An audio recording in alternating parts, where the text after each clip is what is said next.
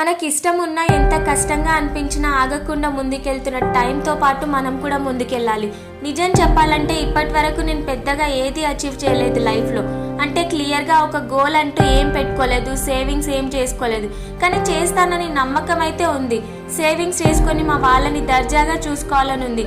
కొన్ని రోజులు అన్నీ బాగానే చేస్తున్నా, అన్నీ బాగా ఆలోచిస్తున్నా అనిపిస్తుంది.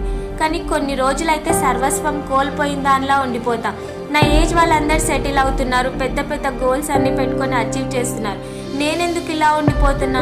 రోజు నాకు నేనే 100 సార్లు క్వశ్చన్ చేసుకుంటూ ఉంటా. ఎన్ని రాత్రులు సైలెంట్గా నాతో నేను యుద్ధం చేసుకుంటున్నానో నాకే తెలుసు.